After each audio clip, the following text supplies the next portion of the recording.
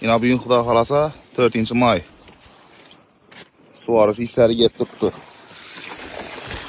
Assalomu alaykum. Yaxshimisiz? Köpəklər tura gedən ana. Nəçələm. Mayot keçirə üçün yine üstə yusan var. Assalomu alaykum. Yaxshimisiz?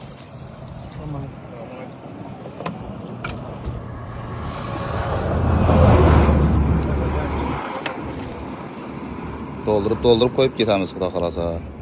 Birinci insan 4-may. Saat 2:30 oldu. Xudo xolasa.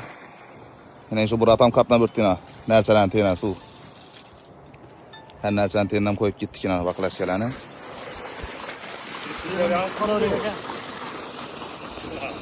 Usta tezrak boşaltken. Birisini avladı, ikinci tərərin yakıb.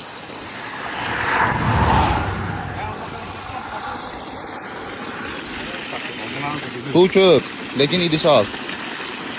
Kap tutmuş yine. Abdullah.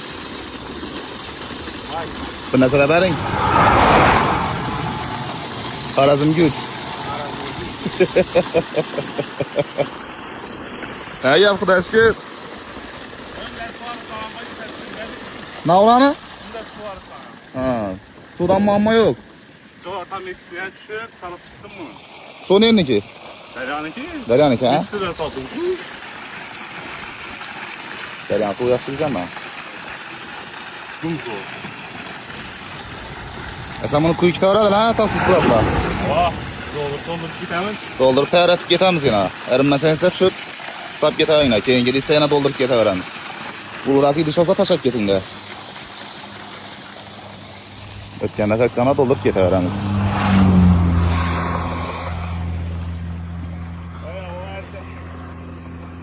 Yalaram getkən bu. Yarım işte. Şey yapına gördük.